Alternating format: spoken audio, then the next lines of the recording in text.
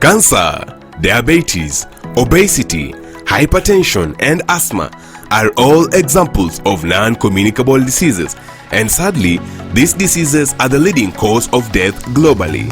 But do they really affect us here in Africa? And are Africans really living with these diseases?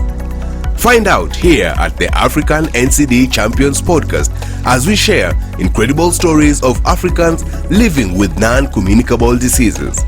My name is Ogweno Stephen and I'll be your host. Let's roll.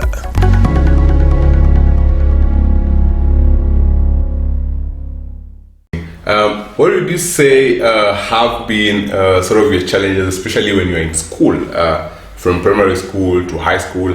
How was that experience like, living with diabetes, especially now that you had it from a very young age? Okay, so the first one was the hypos. In between lessons, maybe you're doing exams and the time is extended, you have hypos. Definitely, if you're having a hypo while you're doing your paper, you will definitely fail. Okay, other challenges were storage of insulin. For me, I was in a boarding school. That was also another challenge. There is also stigmatization among your peers because they don't have any knowledge or awareness about diabetes. So if someone's seeing you injecting, they will start asking questions. What is wrong with that girl? Yeah. Interesting. But I guess you eventually came out of that quite successfully. Yeah, very successful. Yeah. So, what is the work? What work are you doing currently that concerns diabetes, and what organizations are you working with? You know that because you are very much a very strong advocate when it comes to type 1 diabetes. So, what organizations and what work are you doing at the moment? So I'm a CHE. A community health educator. So that's what I do. I volunteer educating people in my community, in churches, when you're having mass screenings. So I need to create awareness about this type 1 diabetes because there's myth and misconception about diabetes. They think it's for the rich and for only old people get diabetes. Yeah, most of these people don't have awareness that there's diabetes in children. Yes, I'm also in various organizations. I'm in KDDA, Kenya Defeat Diabetes Association. Also, I'm in NCDAC, Non-Communicable Disease Alliance of Kenya. I'm in support group called DHC, Diabetes and Hypertensive Campaigners. I'm also in another type 1 youth wing, KDDA youth group. We also have a podcast that is Young and Sweet. We also talk about our experiences with type 1 diabetes. Yes, I'm also in a PACLID, Associations of Parents of Children Living with Diabetes. We work with them because we are children. Now we are their children living with type 1s. Yes. Interesting.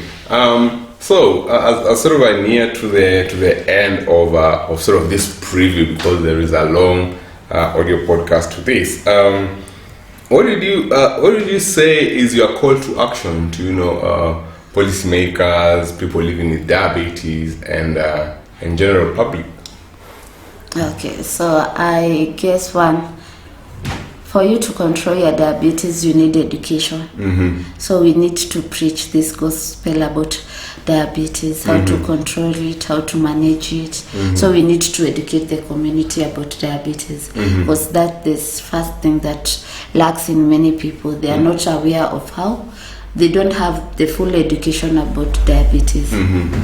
Then the other one is about to our key holders, which is the government, and the health sector. We need a full comprehensive care in insurance for our NHIF, because you can't manage or control what you don't know. So we need strips. We also need screening and testing, which they are very, very expensive.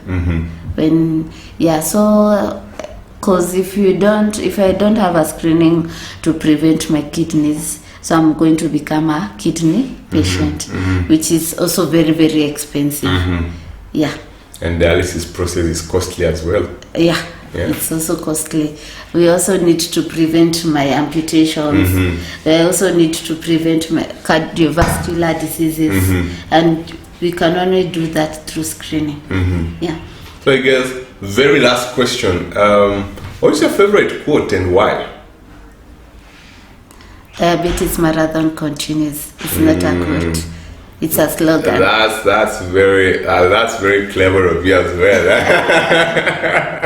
Yeah, so repeat it loudly again. Diabetes marathon continues because every day there are new diagnoses in diabetes. It's either type 2 or type 1, but mostly type 2 because of lifestyle. So we need to preach this the gospel of diabetes. So the work moves on. Yeah. All right. It goes on. All right, thank you. Diabetes marathon continues shortly. Yeah. And that will be it. Now that was incredible. Thank you for listening in. Share this with your networks and follow us on all social media at Storylink and at NCD Champions. See you on the next one.